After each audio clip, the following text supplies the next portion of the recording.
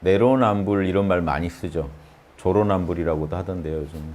근데 그게 왜 내로남불이 심각한 문제냐면요. 쉽게 생각하시면 안 되는 게 양심에 대해서 잘 모르시니까 공기가 좀 탁한들 어떠랴 하는 분들이 있단 말이에요. 안 그래요.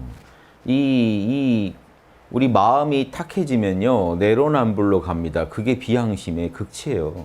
여러분, 내가 당해서 싫은 거 남한테 하지 맙시다의 반대가 뭐겠어요? 내로남불이요. 내가 하면 괜찮고 나는 괜찮은데 너한테는 너는 하면 안 돼. 나는 해도 돼. 이게 뭡니까? 내가 받아서 좋은 거 남한테 권하고 내가 당하기 싫은 거 남한테 안 하자는 것에 반대 정신이 뭐예요? 남이 해서 안 될 짓을 나는 하겠다는 거거든요. 남한테도 하겠다는 거예요. 내가 당해서 부당했던 짓을 너희한테는 하겠다는 거예요. 왜? 나는 로맨스니까. 너는 불륜이었지만. 나는 남한테 요구하면서, 배려를 요구하면서 나는 배려를 안 했구나. 이게 비양심이구나 라고 알아야 돼요. 이게 불이고, 이게 불공정이고, 이게 옳지 않은 모든 일들이 비양심에서 시작되는구나. 이 얘기를 국민들이 명심 안 하니까 정치인들이 겉으로는 정의와 공정을 주장하고 뒤로는요 별거 다 해먹은 그 양반들이요 위선자들이 드러날 때마다 이번 것만이 아니에요. 드러날 때마다 사람들이 내로남불로 넘어간다고요. 우리 편이면 감싸줘요. 사정이 있었겠지. 확인한 건 다들 정의를 원한다는 거예요. 정의를 원한다. 그리고 국민 진짜 위하는 정치인을 원한다는 그 한마음이었는데 솔직히 그때 민주당이 보인 태도는 뭐였죠? 계속 관망했습니다. 관망을 계속하니까 국민들이 당사 앞에 가서 시위하니까 그러면 좀 움직이고 마지막에 숟갈 놓고 들어선 정부입니다. 근데 촛불정부라는 이름을 썼어요. 저는 그때 제대로 상식적으로 바라보신 분들은 촛불정부라는 이름이 좀 부끄럽다는 거 아셨을 거예요. 국민들이 뭐냐면 촛불혁명에 주도적으로 참가했다는 게 아니라 촛불로 인한 탄핵 이후 국민투표에서 다수표를 받았다는 거예요. 분명히 해야 돼요. 그래서 하지만 우리가 촛불정부로 봐주고 응원해줬습니다. 그러니까 전 정권처럼 하지 말라고. 근데 지금 똑같은 작태를 보이면서 지적을 하면 전 정권보다 낫다는 식으로 양심의 기준이 전 정권이에요. 양심의 기준이 자한당입니다. 지금. 여러분 공부하실 필요가 없어요. 양심의 기준이 자한당이면. 여러분 충분히 양심적이시니까 그냥 사세요. 편하게.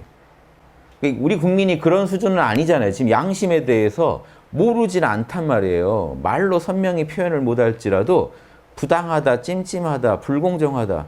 그걸 아니까 그때 정유라 사건이 거기서 시작된 거 아닙니까? 탄핵까지 이어졌어요.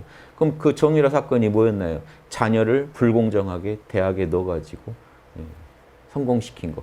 수많은 젊은이들이 피 터지게 공부해도 못 이루어지는 거를 흑수저들을 무시하고 짓밟고 금수저는 가능하다.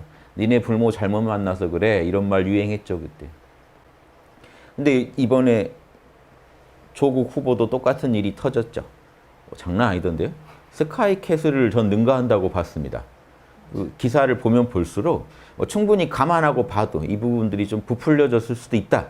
확인이 요하다 하고 봐도 제 입장에서 공정하게 보려고 봐도 와 이거는 정유라를 능가할 수도 있겠는데 라고 봤습니다. 많은 분들이 그렇게 보고 있어요. 그러면 이 부분을 촛불 정부라면 이 부분에 대해서 민주당이 단호하게 지적은 하고 이분 문제 있다. 다만 지금 꼭 이 사람이 필요하다 이렇게 설득을 나서야 된다고 봤어요. 최소한 진짜 사람이 없다면 다른 사람이. 근데 지금 민주당이 어떻게 말했냐면요. 법적 도덕적 책임 없다고 판단했다 하면서 쉴드를 쳐주더라고요. 박주민 의원 우리 형도 이혼했다라고 쉴드 치는데 제가 와 할 말이 없다. 지금 그 얘기가 아닌데 그 막 형제간에 또 막 불법적인 그런 적법이라고는 해요. 그럼 이 참 안타까운 게 자 우리가 또 법을 잘 모르니까 워낙 법 전공자들이 이건 적법입니다라고 하면 우리가 촛불 정부를 믿었던 우리가 법적으로 하자가 없대 라고 우리가 승복하면 우리가 그해 겨울에 그렇게 촛불 든 의미가 뭐죠? 이걸 보려고 그랬나요? 이런 요구를요 우린 주권자니까 할 수 있어요. 근데 하지 마라. 혹시 자한당 득볼까 봐 하지 마라. 이런 마인드들은요 너무 구태의연하잖아요. 그래서 제가 오직 답답한 마음이 들더라고요. 그래서 저는 지금 촛불 정부를 거역하지 마라 이렇게 말씀하시는 분들 보면 겁나요. 그런 말씀 하시면 안 돼요. 국민이 주권자가 움직여서 그때 심판한 겁니다. 그런데 이런 식으로 지금 자칭 촛불 정부가 이렇게 나오면요. 국민 주권자 입장에서는 뭘까요? 그때 왜 촛불을 들었지죠? 이 꼴 보려고 그랬나? 전 정권과 차이가 없네. 더 잘하는 부분 있다 쳐요. 못하는 부분도 있다니까요. 이렇게 비교해야지 무조건 촛불 정부니까 나아요. 촛불 정부니까 응원해 주세요라는 말을 하면요.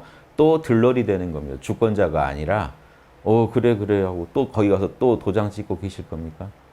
비양심 세력을 막연하게 비호하면서 갑자기 어제까지 안 그랬던 사람이 오늘 내가 밀던 위선자 정치인이 오늘 공격받는다는 이유로 양심의 소리에 공격받는다는 이유로 졸지에 양심과 싸우는 비양심 세력으로 돌변해버린 그 묻지마 지지자들. 그게 주권자들이거든요. 똑같은 주권자들인데 갑자기 자기가 지지하는 사람 하나 때문에 양심 세력과 싸우게 됩니다. 그럼 제가 볼 때는 양심 세력을 키워가야 되는데 어마어마한 다수의 세력들이 한 방에 뭐가 돼? 갑자기 적으로 변해버리는 거예요. 어제까지 정의를 얘기하다가 이런 일 많죠. 어제까지 마약 안 돼 하다가 또 내가 그렇게 아주 그냥 깊이 따르는 스타 연예인이 갑자기 마약으로 걸리면 어떻게 돼요? 바로 말이 바뀝니다. 마약도 한약 같은 거래. 얼마나 힘들었을까? 5주 가면 그랬을까? 말이 확 바뀝니다. 갑자기 동지였다가 분열이 확 일어나죠. 제가 위선적 정치인들의 심각한 문제 중에 하나가 이거라고 봅니다. 저는 그분들 위선적인 건 차치하고라도 뭐가 심각하냐. 그분들을 지지했던, 그분들이 정의라고 믿고 지지했던 분들을 삽시간에 비양심 세력으로 만들어버려요. 갑자기 양심하고 싸우고 있습니다. 이거 불공정하지 않냐? 아니래. 그게 다 그렇게 원래 그렇게 하는 거래요. 솔직하게 좀 고백하시는 게 전 좋지 않을까. 아니 인물이 그분밖에 없다면 안 쳐야 될 수도 있어요. 저는 항상 열려 있습니다. 왜냐? 아니 다른 인물 봤더니 더하면 이 인물이라도 안 쳐야 돼요. 제가 그걸 뭐라고 하는 게 아니고 또 그런 분이 또 뭐 자기 역할을 해줄 수도 있는데 양심에 대해서 이렇게 국민 다 찢어놓고 올라가면 뭘 하겠냐는 거예요. 그러니까 국민의 자라나는 양심을 죽이면 안 됩니다. 저는 그거 하나가 제 모든 강의는 국민들의 원래 조금씩 자라나고 있는 알게 모르게 솟구치고 있고 자라나던 양심을 더 배양해 주자가 제 모든 그 사명의 핵심인데 제가 하는 모든 일은 그걸 위해서인데 이렇게 정치인들 하나가 나와가지고 위선적 정치인들이 국민의 싹을 밟아버려요. 양심의 싹을 밟아버려요. 분명히 그분도 양심 정의를 구현하고 싶어서 그 사람을 지지한 거고 그렇게 그 사람을 위해 변호하고 있다고 저는 봐요. 그분 속으로는 양심이라고 믿고 할 테지만 그게 또 다른 사람들의 양심이 얼마나 타격을 줄 수 있나까지 생각해 본다면요. 참 안타까운 일이에요. 그래서 자라던 양심의 싹이 왜곡되고 말라 죽고 짓밟혀서 죽고 하는 사태를 방조하고 있는 정치인들에 대해서는 되게 밉고 주권자들한테 제발 거기 끌려가지 마라고 외치고 있는 겁니다. 저는.